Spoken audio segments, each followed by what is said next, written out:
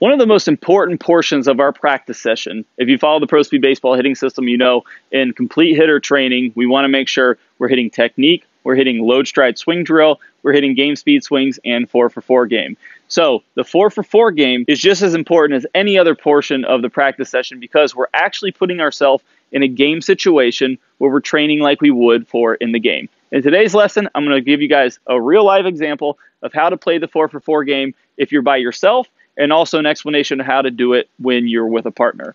Let's go ahead and get started. So the 4-for-4 game is very simple. You are simply giving yourself 4 at-bats. You're giving yourself outs and hits depending on the result of your at-bat. If you're hitting batting practice or side toss or front toss with a partner of some sort, or your coach is throwing to you, and you can do this, that's great because it's a little bit easier to do. You can call balls and strikes. You can give yourself outs and hits. So essentially, if you're playing with if you're practicing with a partner and someone's throwing to you, let's just say it could be side toss, front toss, or batting practice.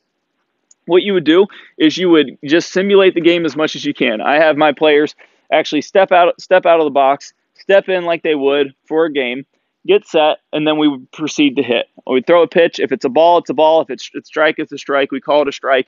If we hit it good, if we hit a nice line drive or something, we give ourselves a hit. If we hit it solid and we get a good hit, we give ourselves a hit. If we miss it one, we give ourselves an out. And what we can do is by the end of every 4-for-4 game, we can reevaluate and see what's going on. We can say, well, that was a good 4-for-4 game. I went 4-for-4 and I was thinking this.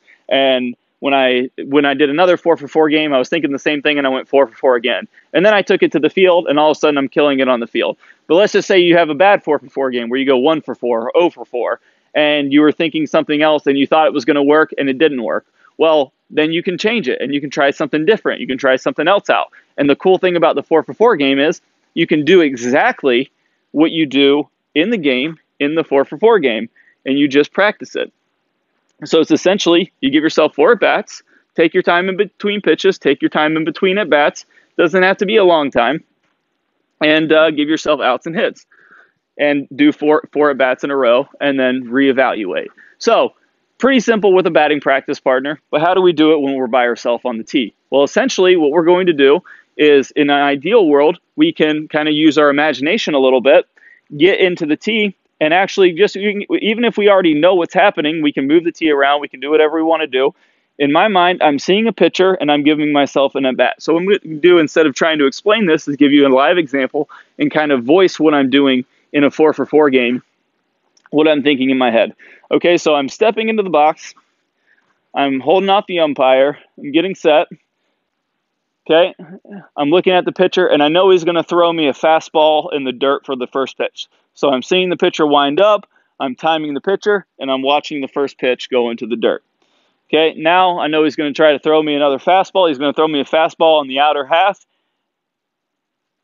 Okay, bad call from the umpire. Now it's a strike. Now I'm 1-for-1. Now he's going to throw me a fastball on the outer half, but he's going to leave it over the plate a little bit, about thigh high. So even though I know it's right there, I'm looking, I'm seeing the pitcher, wind up. Okay, so I made a good swing, I got a good hit on the ball, now I'm now 1-for-1. Okay, so I gave myself just a random situation, a random at-bat, a random pitch. Now let's just say I'm doing another at-bat. So what I would do is I'd step all the way out of the box, I'd step into the box, I can either look down at my coach for a sign, I can step back in here, and let's just say he's going to throw me a curveball for a strike on the first pitch, and I'm going to hack at it.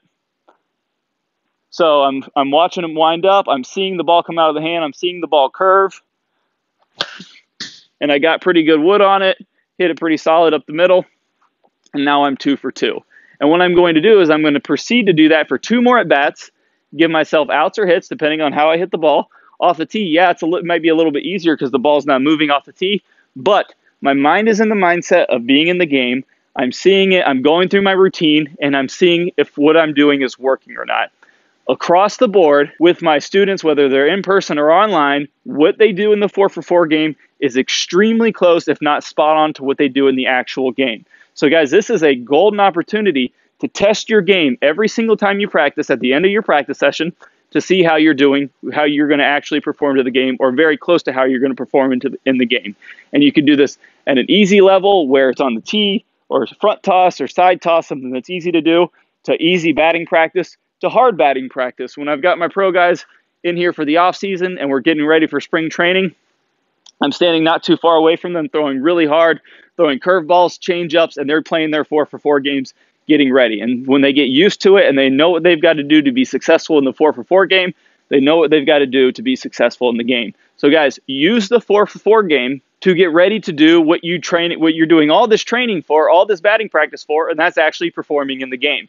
If you don't practice how you play, it's tough to do it when you actually get into the game. And if you do this, and you do this every single time you practice, when you get into the game, you're going to have a lot more at-bats under your belt. You're going to have a lot more mental approaches under your belt, and you're going to be a lot more successful because you're going to be prepared instead of just kind of going in there and winging it like most hitters do.